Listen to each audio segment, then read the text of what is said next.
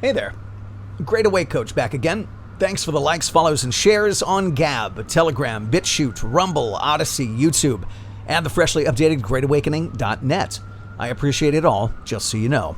So, if you're trying to figure out where this Great Awakening process is taking us, while at the same time understanding that anything is possible right now, you're going to have to consider a huge amount of factors, including where you stand on UFOs and aliens. So today we're going to talk briefly about how to approach this topic without losing yourself in it. Honestly, you can spend years down the rabbit holes of UFOs and aliens, trying to figure out what galaxy you're originally from, or worse, what alien race is trying to enslave us and steal our gold. No offense, but we're kind of in a crisis here. We have a country to fix. Dare I say, we have a planet to fix. So we don't have years left to research and form conclusions about something this important. Sometime in the next 18 months, they will try to distract you with UFOs and aliens in a vain attempt to cover up the fake cough or the election fraud. You think I'm kidding? Please remember, in 2021, we are living in the middle of multiple psyops right now.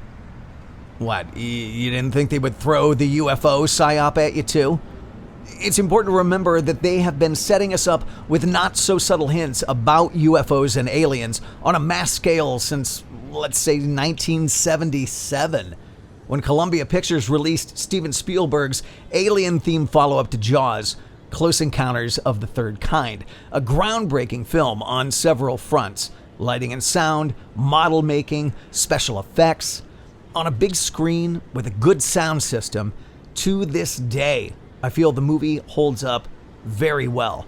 If somehow you haven't seen it yet, you should. Also, watch it at night. The film doesn't work as well with the lights on. Close Encounters was arguably the Gen Pop's mainstream intro to UFOs and aliens. The movie was a huge hit, both with critics and audiences, making over $300 million. Adjusted for inflation, if released today, Close Encounters would have made $1.3 billion at the box office. That's how big it was at the time.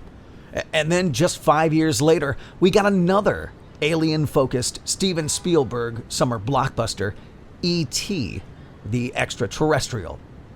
Cute, cuddly, and he just wants to go home. My God, was E.T. really just an intergalactic political refugee? I'm mostly kidding.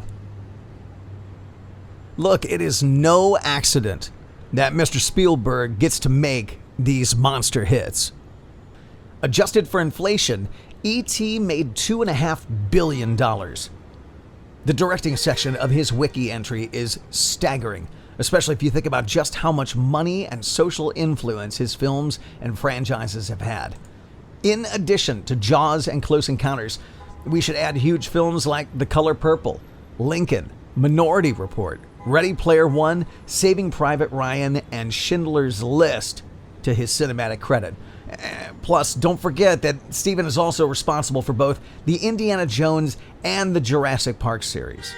Not only has his work helped shape and direct our culture, but he's shown us both our past and our future on a flashing screen 10 feet tall and 30 feet wide for almost 40 years. How could we, as a culture, not be deeply influenced by all that? I'm sorry. I always do this. I have to digress about Steven Spielberg. If you're interested in the intersection of Hollywood and the occult/esoteric, Jay Dyer does an amazing job at dissecting it all at his website, jaysanalysis.com. So let's get back to the point here. There's only one question that matters when it comes to UFOs and aliens in 2021. The question is, if ships comes down, land on the ground, and some reasonable-looking folks come out and say, "Hey there, nice people of Earth, no offense, but this place is a mess, and you guys could be doing this much better." And then they show you a nice PowerPoint presentation, and they have a pan flute cover version of John Lennon's Imagine playing quietly in the background.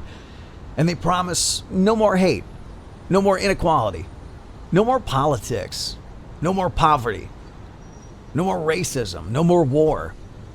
Essentially, they offer us the end of suffering. Except for one thing. All this is on a different planet, and you have to get on their ship, and they'll take you there. You have to make the decision right now. Do you get on the ship? No guarantee that you can come back home, by the way. Yes or no? Do you go? Man, I would love to see a show of hands out there. Who would go, who wouldn't go, and why? That kind of stuff fascinates me, man. In a way, I'm kind of envious of those of you who would just drop everything and go right now. I couldn't, though. Not right now, anyway. Like, if you haven't noticed, reality has become seriously cartoonish lately. Everything feels upside down and inverted at the moment. It's even difficult to tell if something as ordinary as a TV interview is truly real, or if it's CGI or green screen or actors in masks or clones or whatever. At such a crazy time as this, why would I believe anything that the mainstream media would have to say about something as important as UFOs and aliens? The press has proven itself to be completely untrustworthy. And please, don't get me started about NASA. NASA was started by Adolf Hitler's head of rocketry, Werner von Braun, and engineer Jack Parsons, who was admittedly a brilliant guy, but he was also a well-known pervert and a devout student of a guy who many call the father of modern Satanism, Aleister Crowley. I don't know about you, but I wouldn't trust a Nazi and a Satanist to babysit my kids, let alone to tell me the truth about something as important and personally unprovable as UFOs and aliens.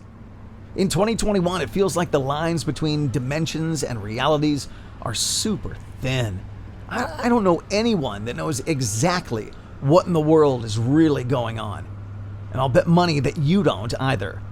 So, if everything seems a bit fake, and nobody can really tell the truth from bullshit, ask yourself again if you'd get on that ship. To be clear, I'm not interested in either being probed or eaten. Are you? If that's not enough to dissuade you, ask yourself this. Would a peaceful, highly advanced race really interfere with another species that's quite clearly in the middle of something major? Well, I personally don't think so. I think any evolved race would take one look at us and consider us like children who have big lessons to learn and a lot of growing up to do. Kind of like God might look at us. God is like the perfect parent. He loves us so much that he's willing to let us fail. I would think that any advanced alien race worth listening to would leave us alone and let us work out our own problems, not try and solve them for us. I'm torn by the idea that aliens could be either A, an advanced race from another galaxy or dimension, or B, the rather dark concept that aliens are really just demons, as author and researcher L.A. Marzulli believes. Again, I don't know about you, kid, but I'm not willing to take the chance of being probed, possessed, and or being eaten. Moving forward, I'd also like you to use a high level of discernment when it comes to people on social media who claim to be representatives of other races or other species or other galaxies. Very few on social media are truly who they say they are, especially if they claim to be from another planet. I would encourage you to research a military PSYOP program called Majestic 12, which is entirely based around how to get humanity ready for alien disclosure. It's been around for decades, and although few know about it, it's influenced every part of our culture. including Mr. Spielberg's cinematic work. So look, in the end, I'm not here to tell you what to believe. You do you. But remember, the psychopaths that run this reality will do anything to distract you, to knock you off course, or to deceive you. Anything, including faking an alien arrival / invasion before we're ready for it. Your job is to no longer fall for any of this. Stay focused on the real stuff like the cough, the fraud, and improving your life and the lives of those you love. I think a great deal of people are waiting for someone or something to come and save us. I'm sorry that I have to be the one to tell you yet again. But no one is coming to save us from ourselves.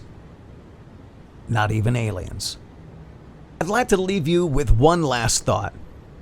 Thanks to years of both leaked and officially declassified documents, we now understand that the minds of the American public have been assaulted for over 50 years by a combination of communist propaganda, think tank propaganda, military psyops, and CIA mind control. Our minds have been broken and fractured nearly since birth. And I want you to remember that no one has ever been held accountable for it. Until that happens, and until we reestablish law and order and get control of our minds again, if the ships come, don't get on them. Welcome to the next great awakening of mankind.